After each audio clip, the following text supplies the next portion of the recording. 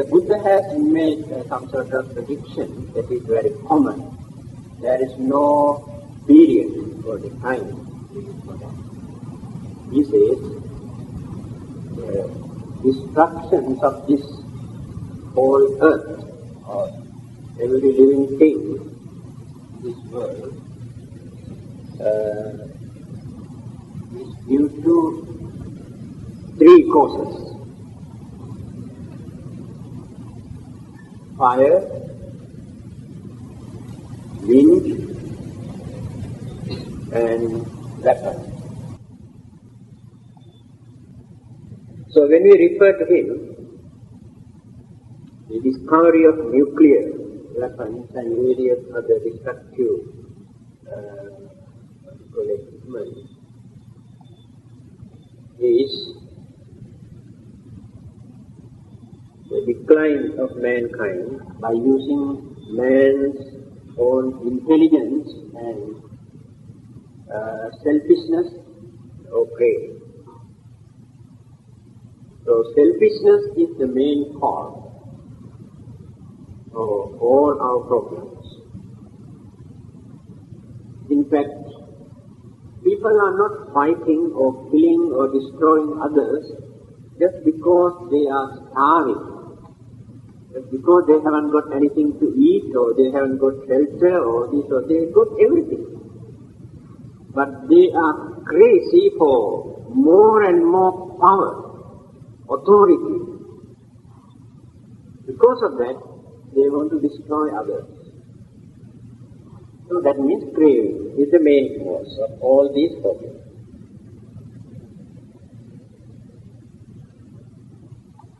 We have discussed up to 22, isn't it? Yes, 23 not yet completed.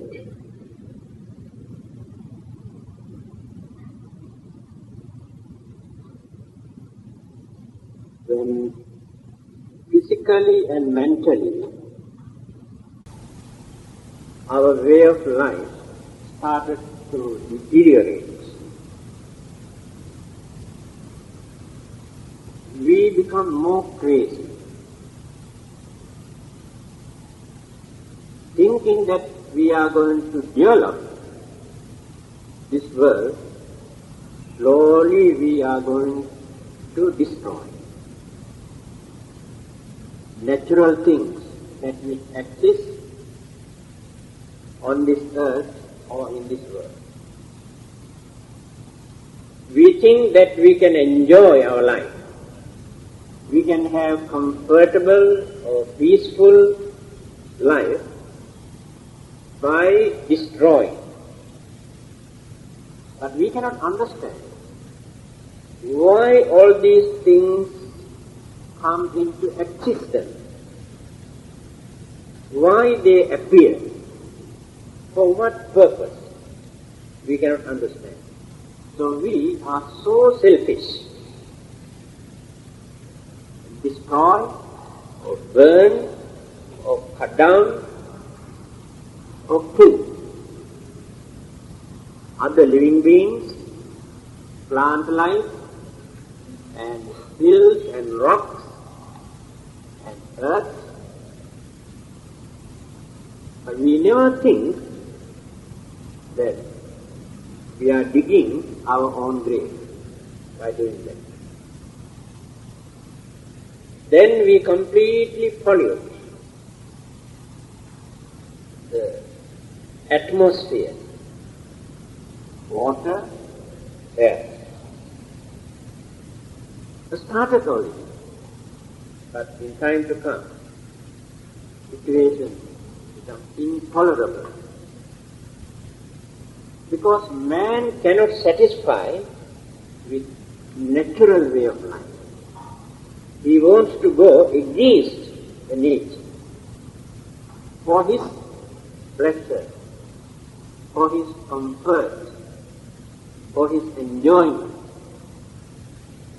But other living beings never do that. All the other living beings who exist on this earth follow the natural way of life. their food, their shelter, and their enjoyment or pleasure, everything natural. And they do not destroy for their own pleasure. When we were in primitive states, we also followed the nature. At that time, we were very strong, actually very healthy. But today, physically, we are very weak because of our artificial life. So what we need is to create something which can please our eyes and block our tongue or the mouth and taste and sound. Most of those things that we take as enjoyment are artificial, not natural. So when we go against the nature or the natural way of life, then physically, mentally, we are going on declining and deteriorating. In time to come, no more humane feeling.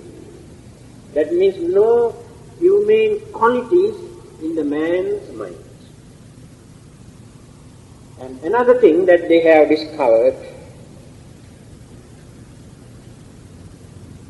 those who lived in certain flats, very high structure, about 50, 60, 100 stories flat. So after 1 or 2 generations, the mental attitudes of those who lived were entirely different. Because their connection with the earth and atmosphere is not normal. Touching this earth is just like aerial or the ground, earth area, to radio or television set. Very important to us. Again, when we use slippers and shoes, footwear, without touching the ground, we do not know how many kind of sicknesses that we do. Because touching this ground is very important for our life. So that's why the artificial life completely ruins our way of life. Then the dress. Those days, they have discovered their dress according to the climate of that particular country. But we follow the design and the materials that people have discovered in cold countries. They are not suitable for the tropical countries, hot climate. We never think in that way. What we need is the beauty. Again, the building that we erect, those days, we built all those things by considering the climate. But today, we consider only design. We don't care whether this design is suitable for this country or not. Now you can understand everything in our life. We are organizing by going against the nature. So our food, our clothing, our shelter, and medicine. Natural medicine, herbal medicine, no side effects. If that medicine can cure sickness, yes, okay. But we never suffer from side effects. But by taking modern drugs, we experience immediate relief. But after few days or same day, we experience side effects. We will not die. And later, create some other sicknesses. Certain drugs that we take for one sickness, yes, that drugs can cure this sickness but create another sickness. Especially our kidneys, heart, brain, or the tender part of our organs, glands, will be affected, not natural. Then our education. What is the purpose of education? Education is important for us to learn how to behave, how to live as respectable human beings, how to maintain discipline, how to live harmoniously without creating troubles and enmity and misunderstanding, how to live together as a community. These are the things that education has contributed for our living in those days. And also to understand what this life is and what is the nature of this world where we live. By realizing, by learning all these things, we adjust our way of life. Then we try our best not to disturb others, not to bluff others. Although we are poor, we can live without having any guilty conscience in our mind, guilty feeling in our mind. Just for the sake of enjoyment, we are trying to bluff each other. We are trying to swindle and rob. And we become very cruel to others to enjoy ourselves. Then where is the enjoyment in that? So education is completely gone out of it. So what is the aim of education today? That is called job-oriented education. Aiming at job, that's all. By slaughtering others also through their education, if they can find out a job, they can draw a big salary. That is the purpose of education. No mercy, no honesty, no sincerity, no kindness in human heart today. If education cannot cultivate these humane qualities, and what this modern education is doing. So this education creates very clever devils. Formerly, before this education, we were ordinary devils, not that bad. But after this education, we have become very clever devils. Because we use scientific knowledge, technology to destroy others. Education. How many people are there to think in this way? Because they are crazy for power, authority, enjoyment, selfishness.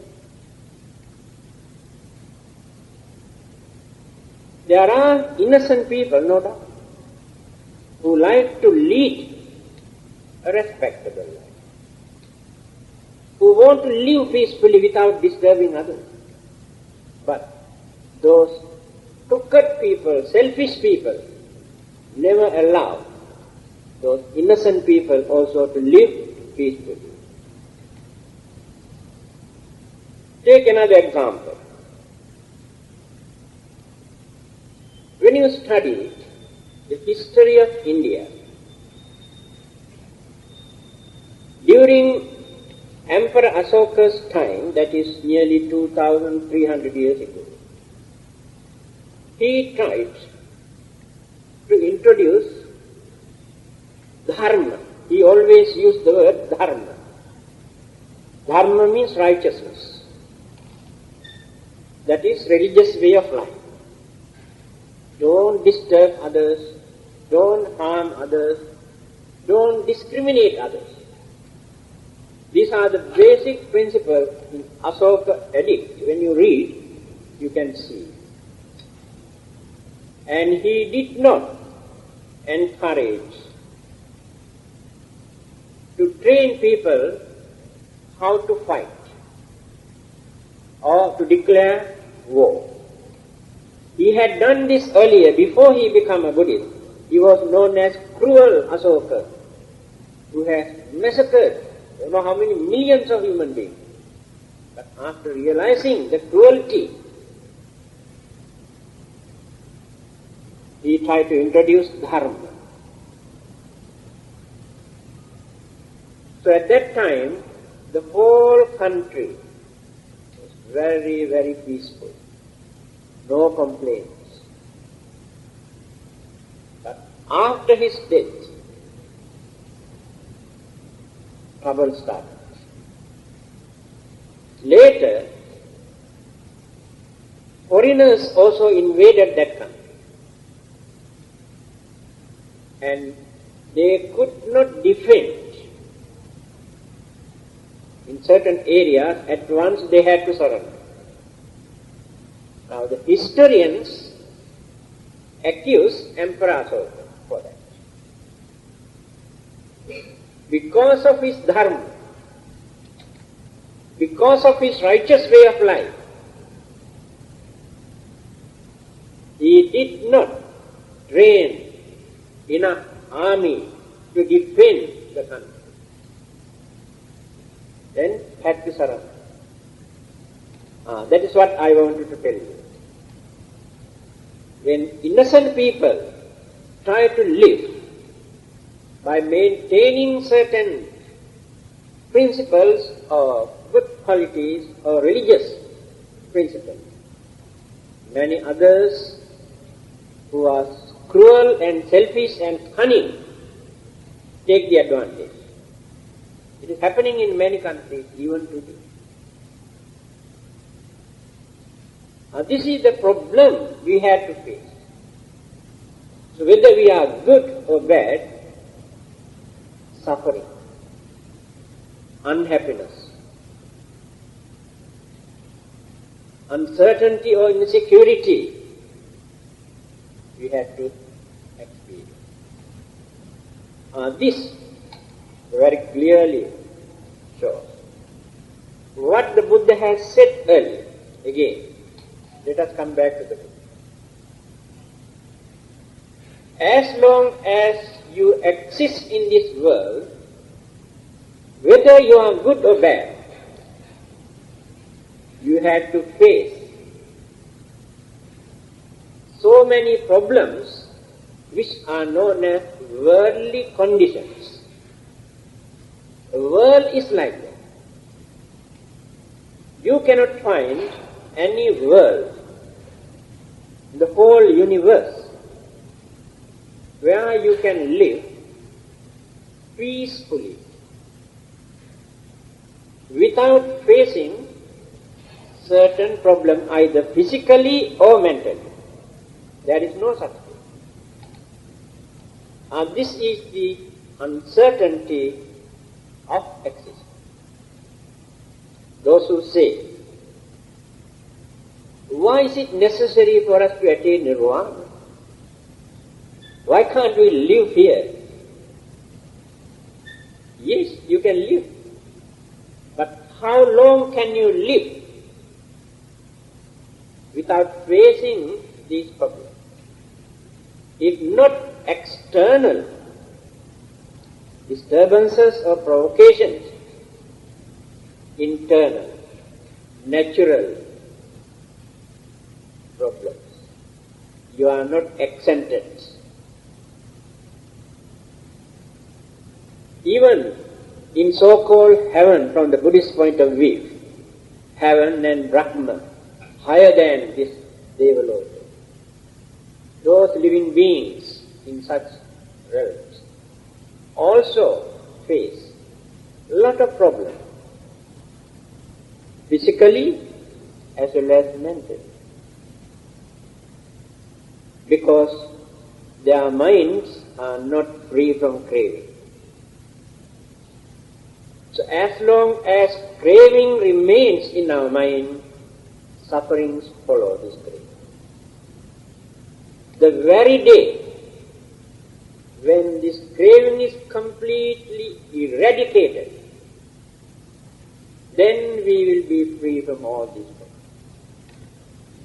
So don't try to find out a place where you can live without facing problems or suffering.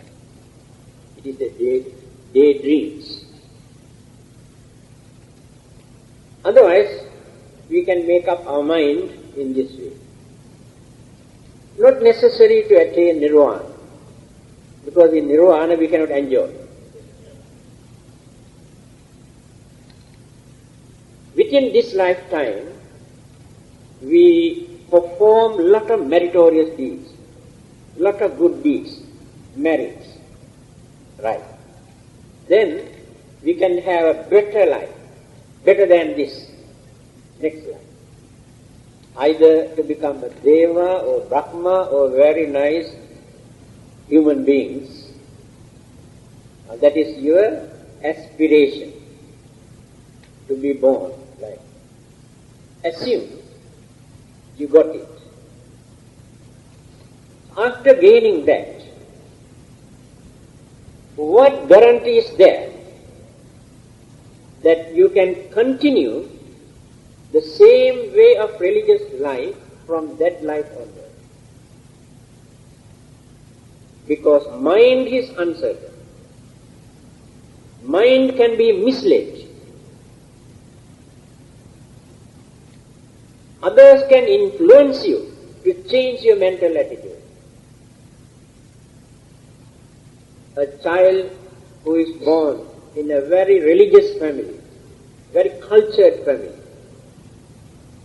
parents train this child also to behave exactly like them. Yes, at the beginning he is very good. Later he goes out and associates with bad companions.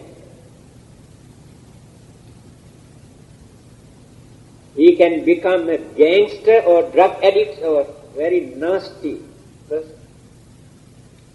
This is the nature of human. Can change. Environment, companions can change our mind. There is no guarantee.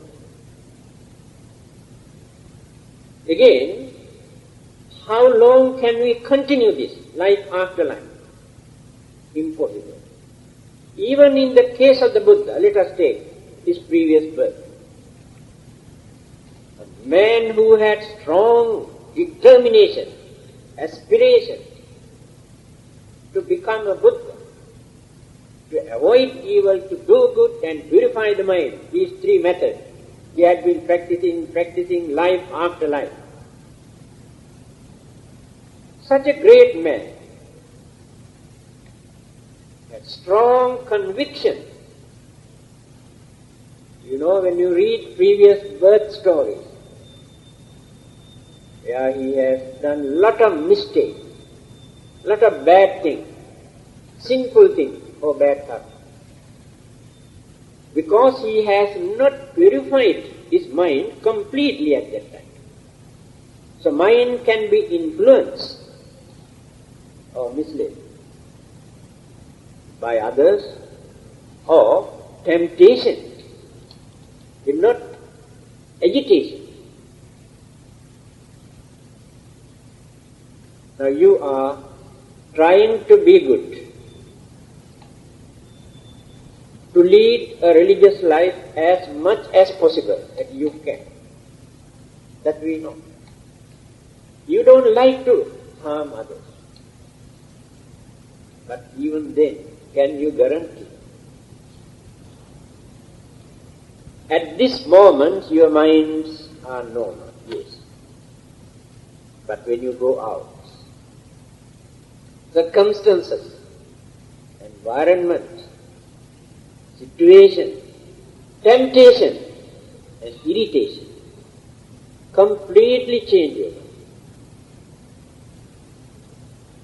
Later you can behave like devils. There is no guarantee. You cannot say no. But at this moment there are no such ingredients in your mind. Circumstances in the mind influence, arouse, appear. Then anger and grudge and enmity and craving and selfishness completely mislead the mind. Then you can do any nasty thing, any wicked thing. It is not that you do not know that it is wrong. You know it is wrong. But you have no controlling power. And this is the nature of the mind. And that is why even the Buddha, who had been working to become a Buddha, occasionally he has done some mistake and he had to pay. He did not hide. He said, I have done this and this and this mistake and that mistake, and this is the way how I had to pay for all the bad deeds that I have done. Then he said, very practical, he has given us very practical advice. What is it? He said,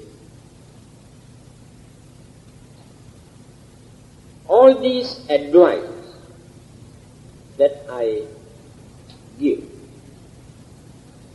I never mention these things as a theory or through my belief, but through my experience. Everything that I tell you, these things are wrong, these things are good, and this is the path or this is the method, not as theories or philosophy or anything, but according to my experience. Then he said, I can understand how I had to suffer because of my bad deeds, what I have done. So, very easily I can tell you why these things are wrong. So, not necessary for us to get this message from heaven to understand that these things are wrong. I am telling you according to my experience. Again he says, I always advise you to do certain things. Why? I have done all these good things earlier, and I know how I experienced the good result. Even now, today, within this lifetime, I am experiencing everything because of my good deeds that I have done. So there is no philosophy, no psychology, no logic. Practical method through experience.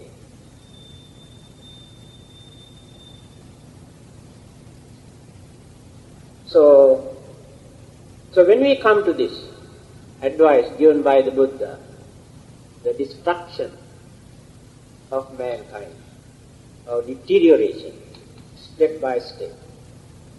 So when man started to destroy all the other living beings, living things, plant life, and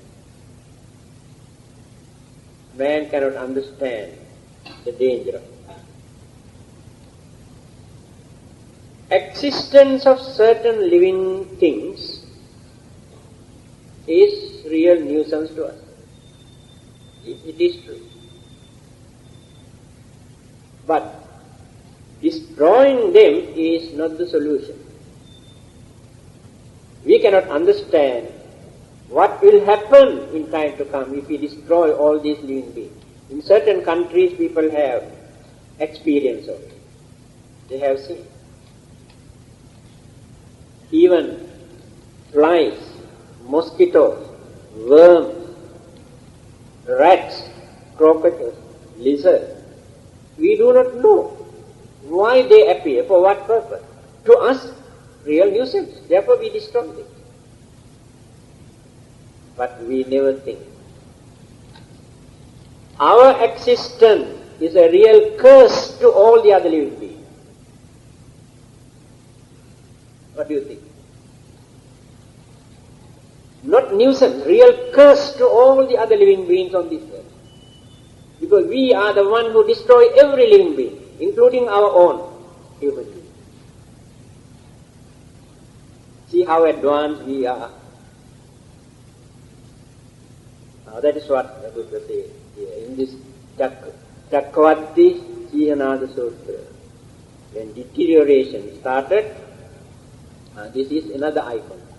Man destroy everything for his own comfort, benefit, pleasure, without considering that he is digging his own grave.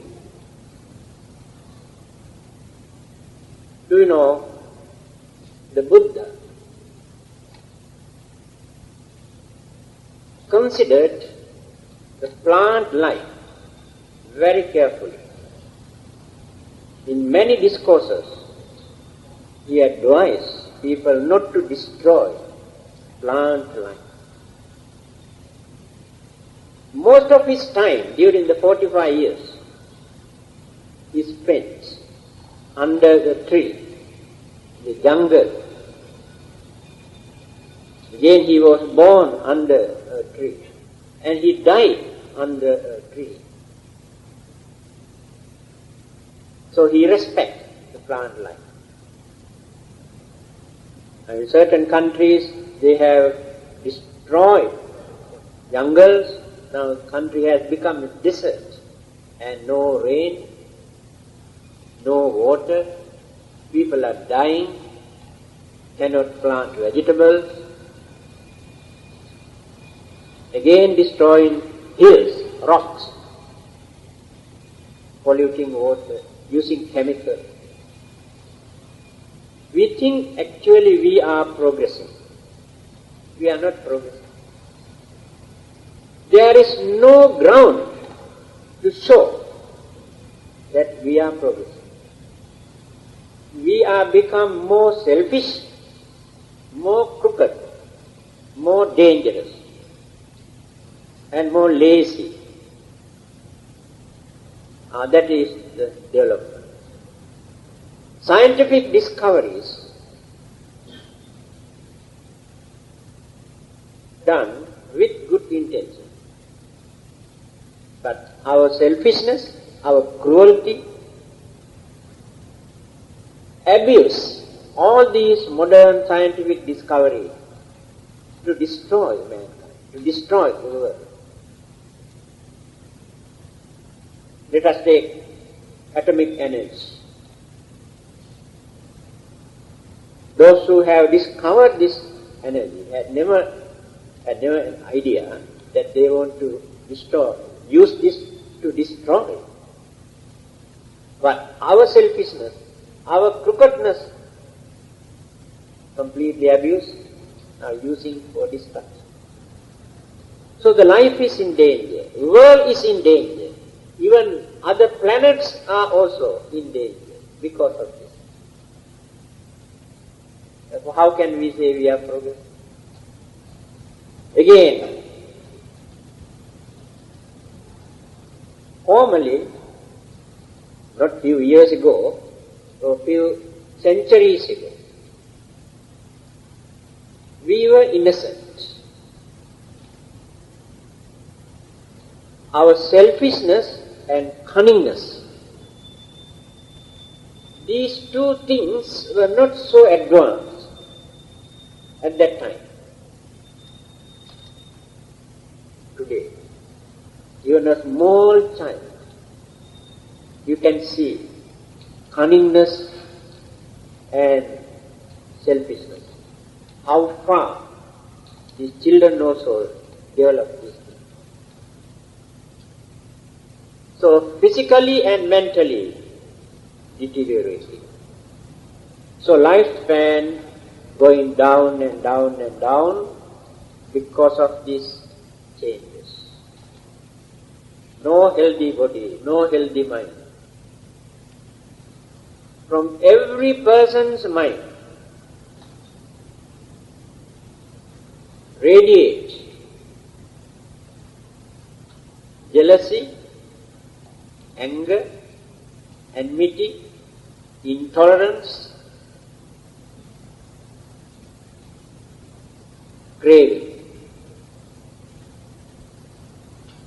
Craving for nothing. Those who have more than enough, for generations, not only for their family, more than enough for generations, still develop their craving to gain more and more. That is called crazy.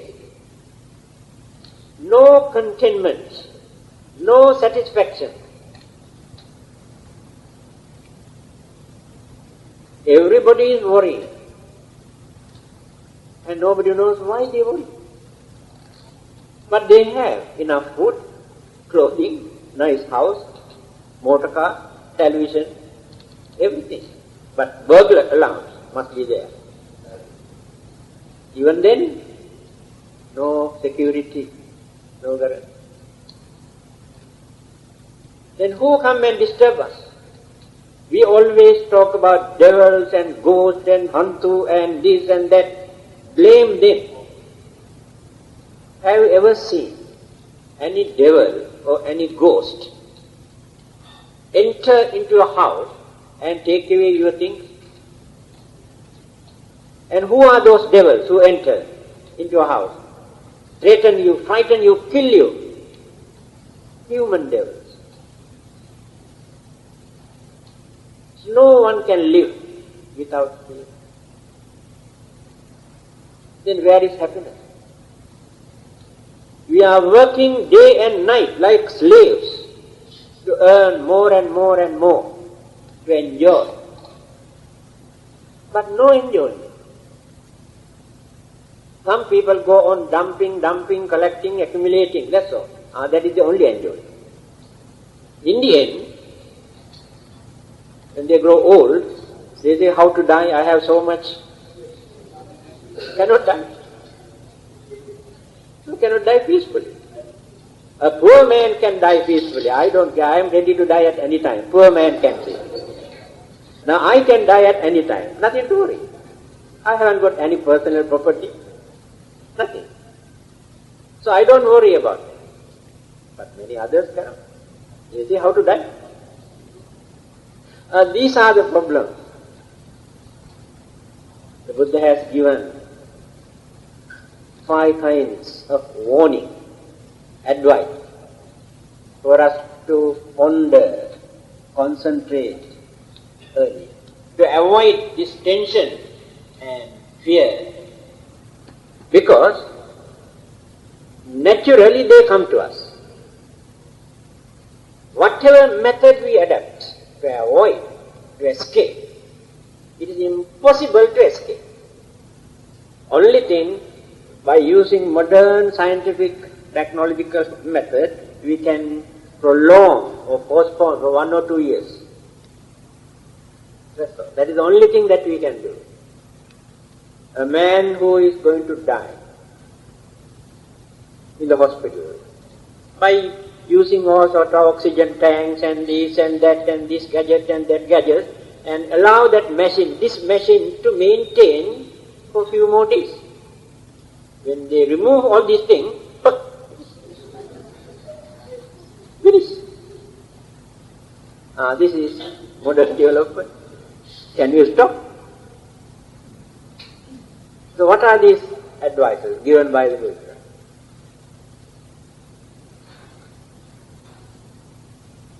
Jara dhammo mi jarang anatito ti abhinhang paccavekkitappa. Vyadi dhammo mi vyading anatito ti abhinhang paccavekkitappa. Marana dhammo mi maranang anatito ti abhinhang paccavekkitappa. Kammasako mi kammadayado kammayoni kammabantu kammapatihara. Sabbehi me pehi manapehi nana bhavo vina bhavo. These are the five. This is for meditation. Instead of sitting down, closing your eyes, creating daydreams as your meditation, if you can contemplate on these 5 points, this gives a lot of consolation, satisfaction, to avoid your worries and fear and tension and disappointment, unsatisfactoriness in your life. Because you are going on training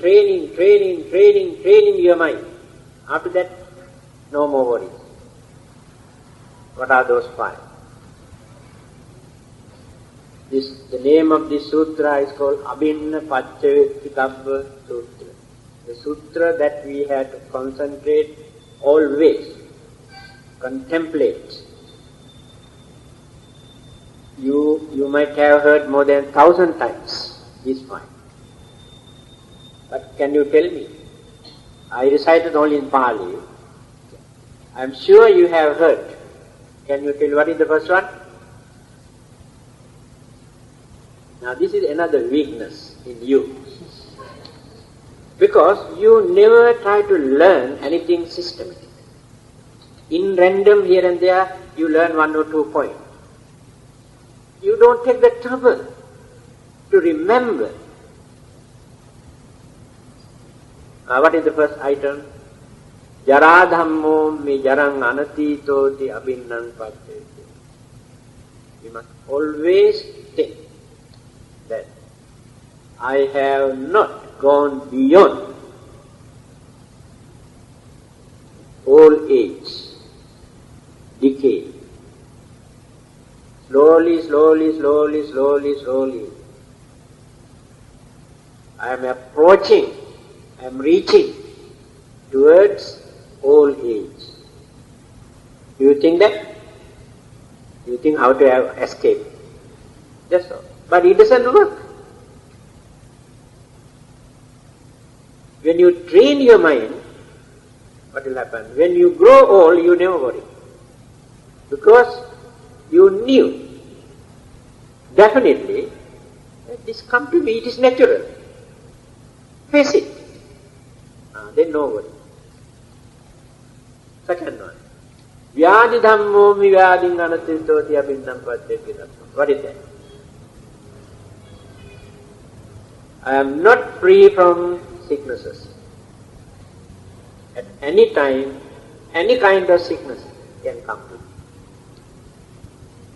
No one is free from sickness. No one is free. That is the second thing. Marana dhammo mi maranang anatito ti abhinnang paccavekkitappa. I think you know this word, isn't it? What is that? What is marana? Death. Death is natural. I cannot stop death. No one can stop death. One day, definitely, I have to face this death. Because it is natural. So when you train our mind by thinking in this way, the fear of death completely disappears from the mind. After that, they are not scared of it. At any time when they come to know that death is nearer to them, they won't get along. Not scared. They can die peacefully. That is the third one. Fourth one, Kammasakomi kamma dayado kamma yoni kamma bandhu kamma patisara. Changes in my life, pleasant, unpleasant, pleasurable or miserable. Most of those changes take place due to my own karma, what I have done. So others are not responsible. Then we can avoid accusing, cursing, blaming others. So I am responsible for my own pleasure, my peaceful life. I am also responsible for my miserable life. Although I have not done anything wrong within this lifetime, I do not know what I have done during one of my previous lives.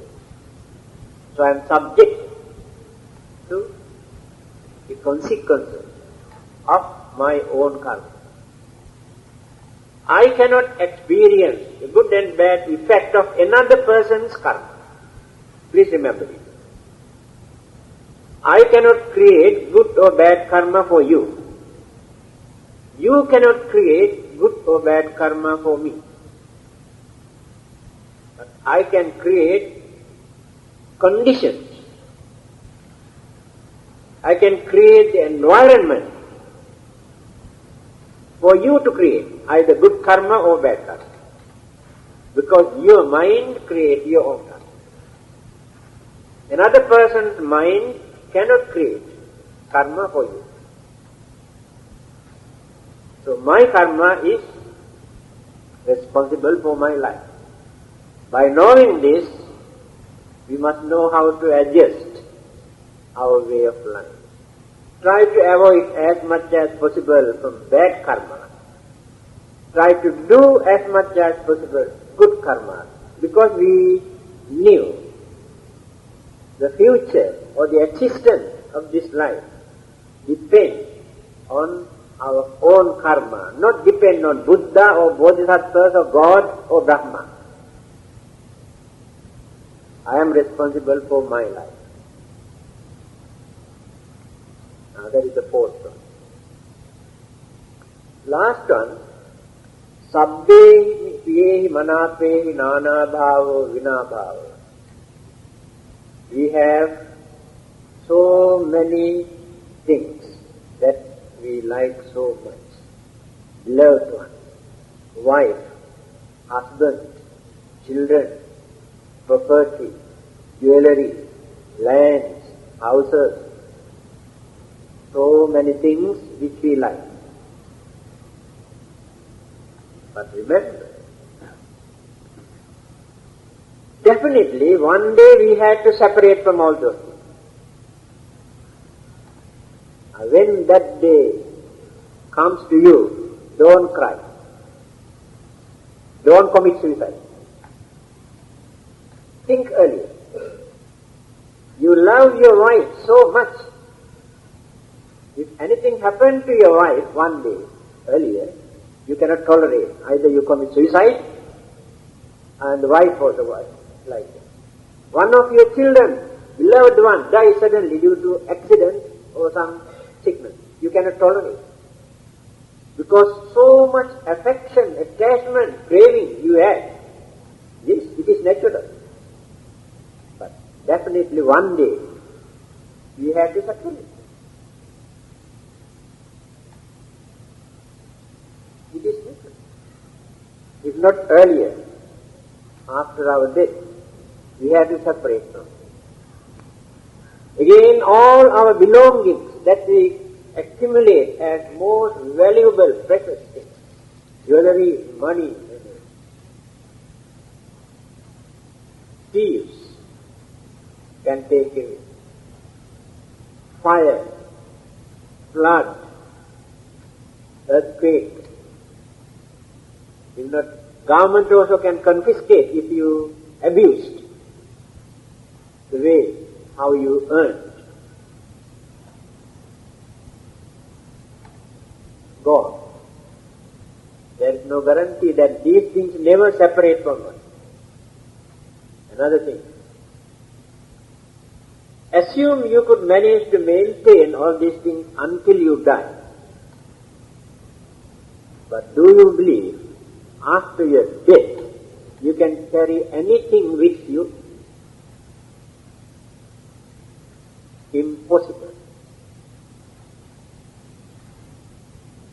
But you know that there will be another life. And you are responsible for that life. There is nobody else to take the responsibility for that life.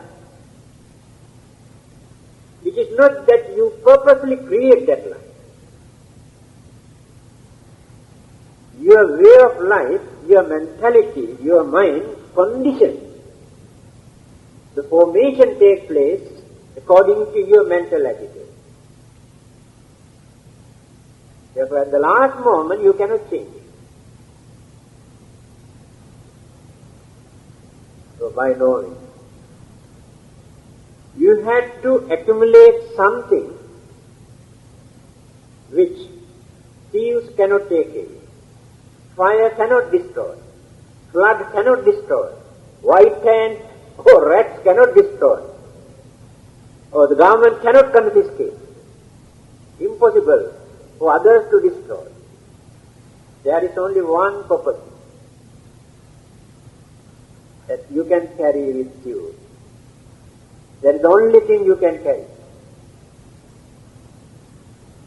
All your good karma and bad karma. They never separate from you. Wherever you go, they also follow just like your shadow. Whether good place or bad place, no difference. Shadow also follows you. In the same. So your life will be molded by considering all those accumulated karmic forces in your mind.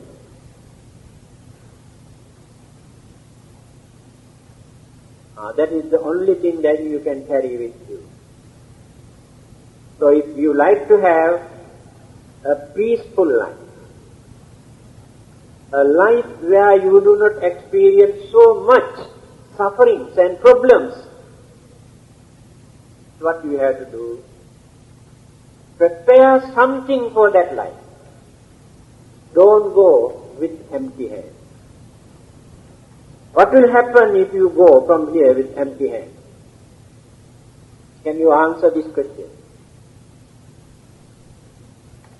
Is there anyone who can say something? If you go away from this world with empty hands, what will happen? What is your fate? Can you tell me? You have heard? I have explained. Cannot. Can you go to heaven? Or if not, do you think you go to hell?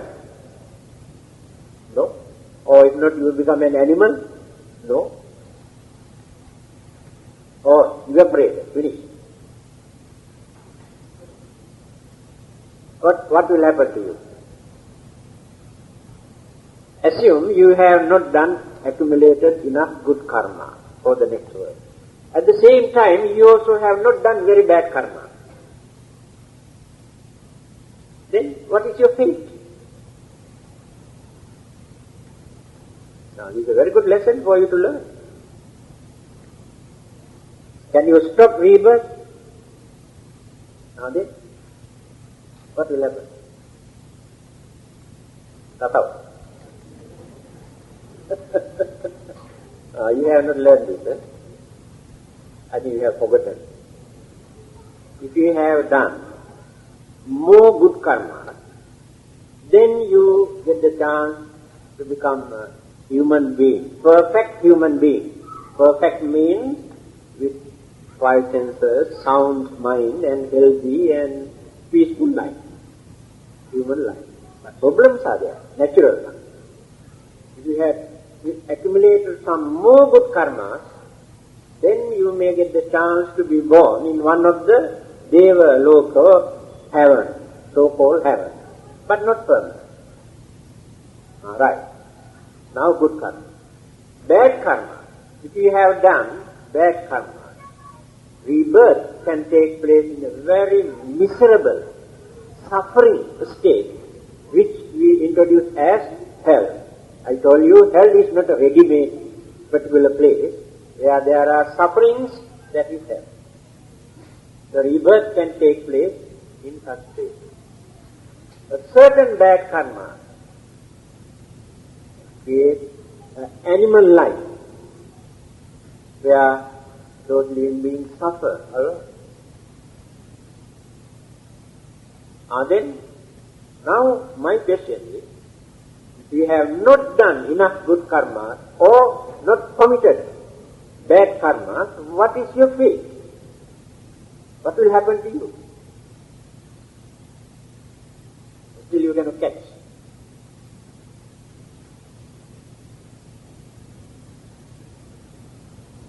I have told you there are 31 planes of existence.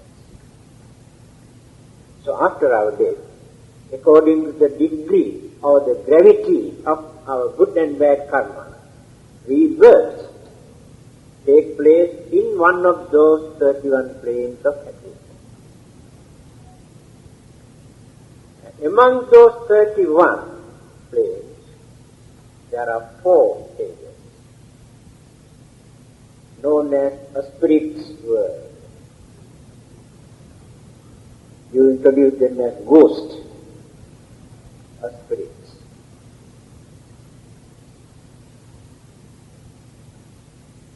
If they have done very bad karmas, they never remain there. They go further into suffering state.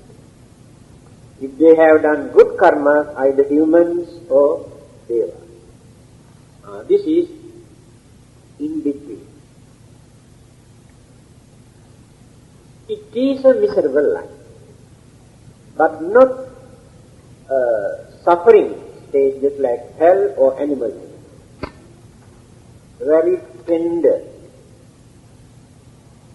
formations of life which is invisible,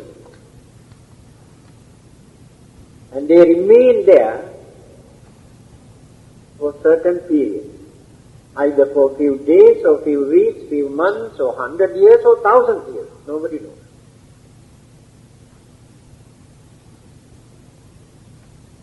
Then, this is the reason why we remember our departed ones, why we transfer the merits. So what we do actually, we cannot change their way of life. Transferring merits is a misconception. If you think those who suffer in hell or in animal kingdom or somewhere else, simply by transferring merits we can relieve them, it is impossible. If not, why not you go to Pudu jail and release all those people? It doesn't work. So what we are doing? All those who are born there in a spirit form, and that existence has taken place according to the last thought that which appeared in that particular person's mind. Since he could not recall either a strong good karma or bad karma, because mind was not influenced earlier by doing good karma or bad karma. You understand?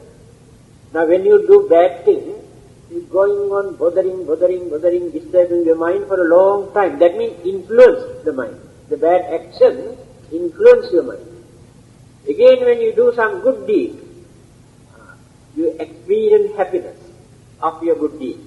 That means you influence your mind. So when you are going to die, very easy for you to recall or appear one of these good karma or bad karmas, which influence the mind.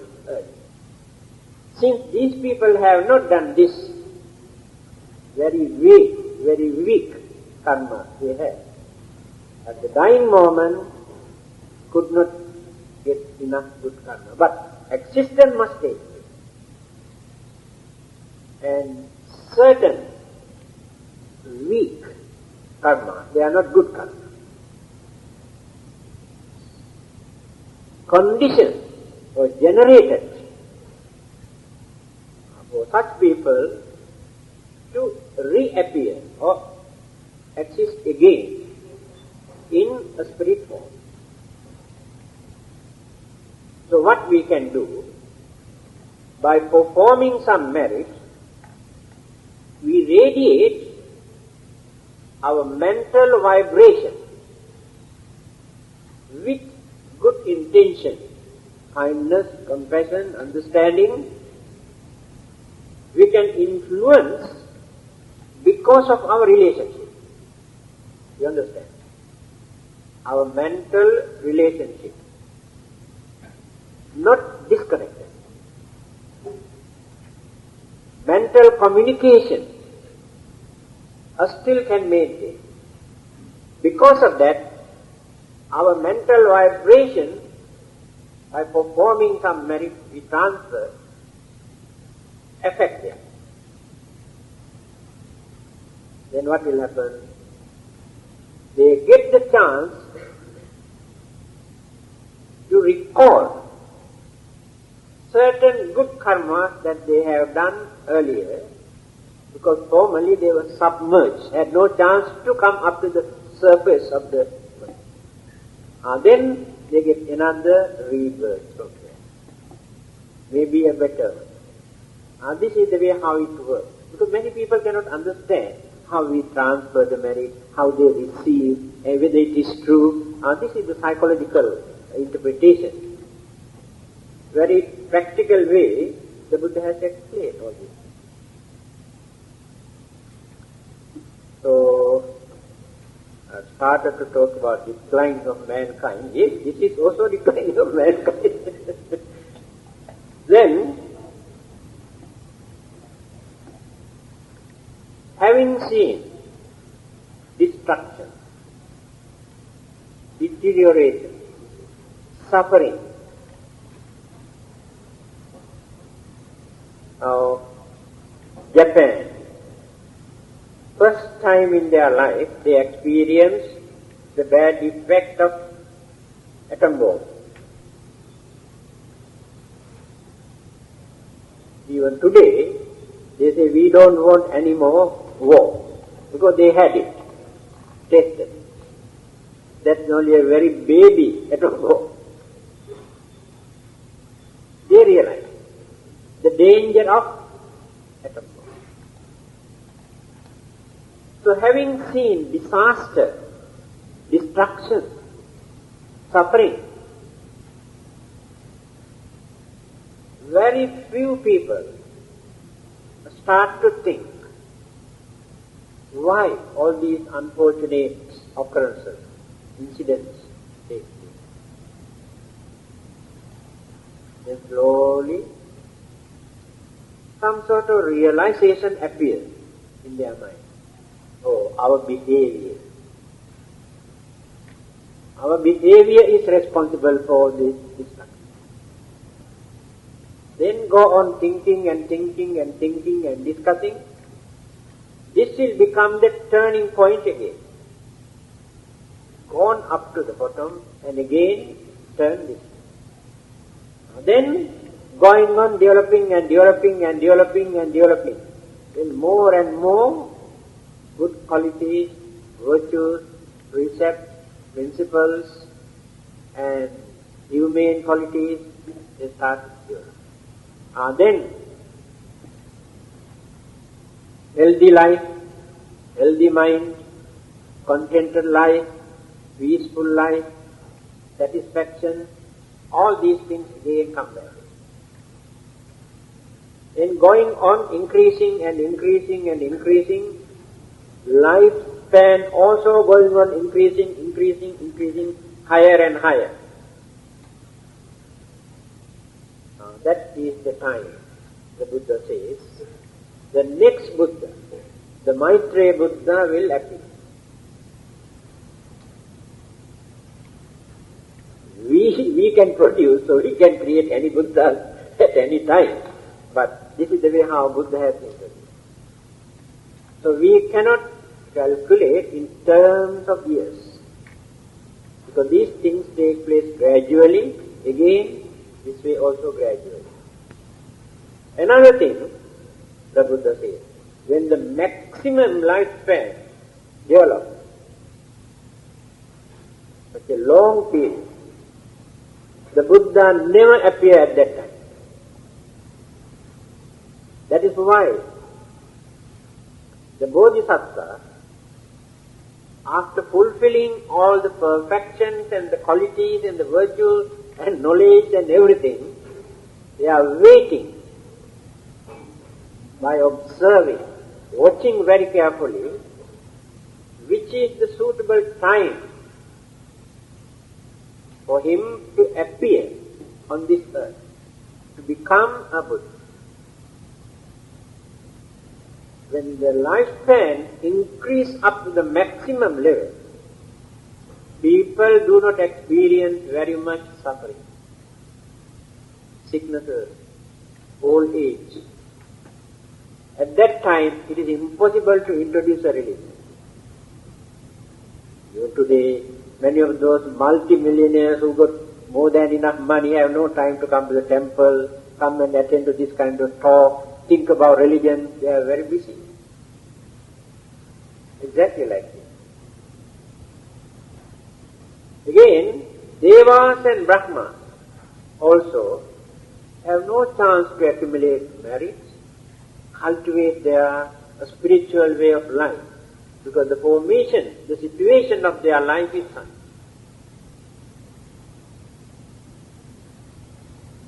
We remember religion, or try to adjust, or try to follow a religion according to our experience. If there are no sufferings and troubles and problems, people never remember religion. Many people remember the temple when the ghosts and hantus and devil disturb, then they come to the temple. Otherwise, not necessary.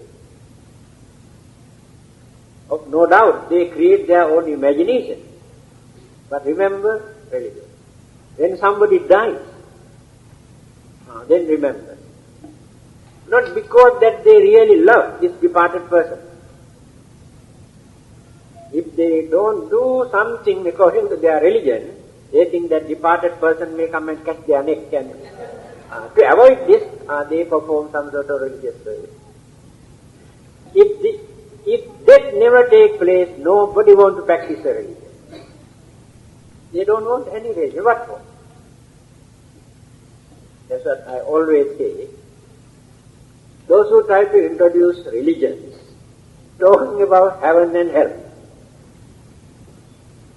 If heavens and hells were closed down, there is nothing for him to talk about religion.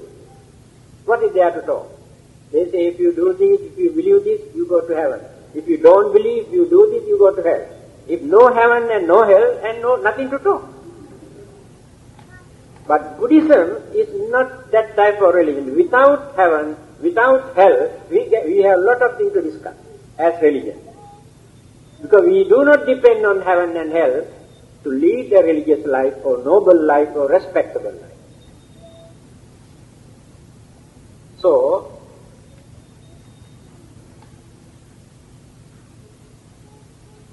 during that period when the lifespan increased up to the maximum level, they experience only hunger, very good appetite, and laziness. They don't want to work. Then, in the end, old age. Free from all the other problems that we are facing. They suffer from hunger and laziness or sluggishness. If not, old age. In the end, death.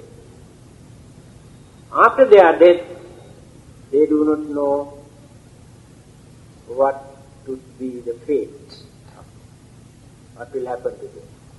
But here we know very well, we can understand what will happen to us. We are preparing for that. Then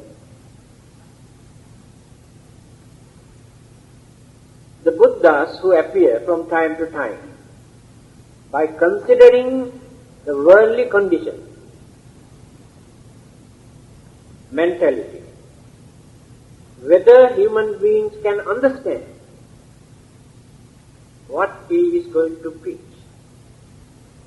Even the Buddha, after working so hard to enlighten others, but when he gained his enlightenment,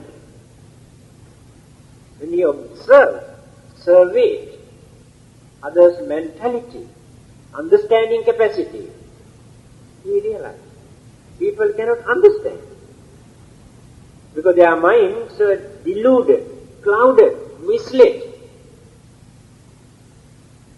So many other concepts and beliefs, and it is very difficult to remove all these things from their mind. So people are not ready to listen. So by considering, then he knew at least there will be few people who can understand. Then he started to feel. But at the beginning, when the Buddha was there, how many Buddhists were there in India? Very few. Don't think the whole country was a Buddhist country when the Buddha was there. During Emperor Asoka's time, he introduced this way. But during the Buddha's time, only those who could understand what the Buddha preached accepted this way. And many of those kings and ministers and multimillionaires who supported the Buddha were not Buddhists actually. They did not accept Buddhism, but they appreciated the Buddha. Later part of their life, some of them accepted Buddhism. So it will take time for them to get rid of their preconceived or the ideas they had earlier or believed, to get rid of them and to accommodate new concepts. The Buddha's teaching at that time was entirely a new doctrine that people have never heard. So that is why people could not understand and could not accept.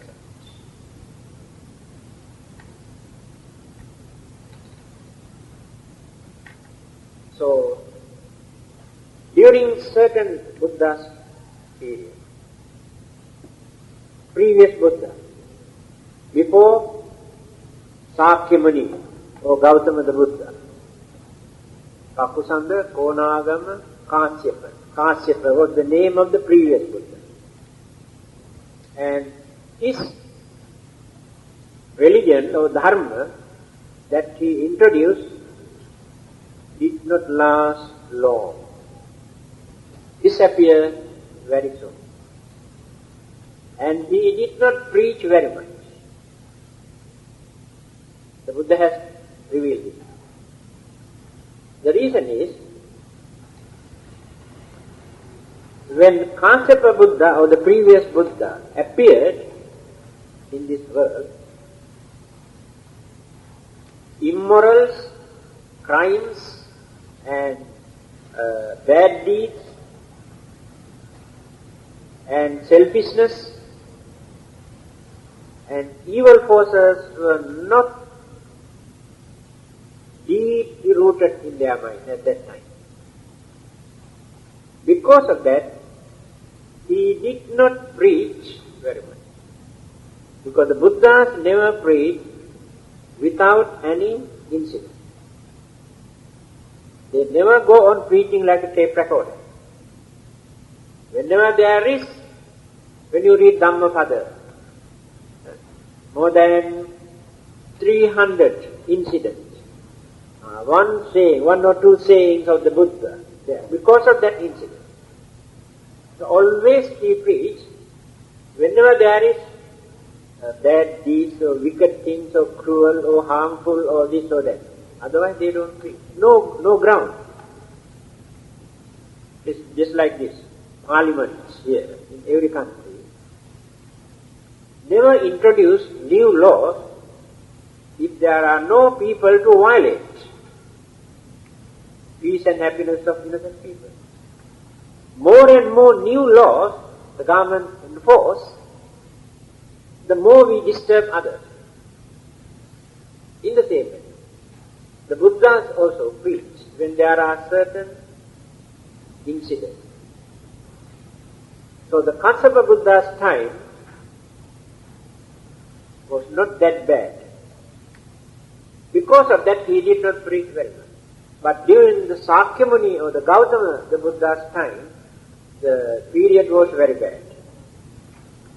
Lot of crimes and immorals and evil and wicked and cunning, selfish practices were there. Therefore he had to preach for 45 years, day and night. That is why his doctrine, his dharma is very rich. The whole Tripitaka, when you collect, you can see 45 years teaching because of those things. Now if people are good here in this country, if all are honest and kind and cooperative and understanding, the government has nothing to do. And no jail, no police, no army, nothing, they can withdraw. Just because we are bad, just because we are unreliable, then government also introduce more and more new laws. It is understood. This is the end of this discourse. Dakkavatti Sihanada Sutra in Diga Nikaya, very long one. I mentioned only item by item. Now we have gone up to the top again. Now we are going down and down and down. Take long time. We are not that bad, but later we become very bad. Okay, nice.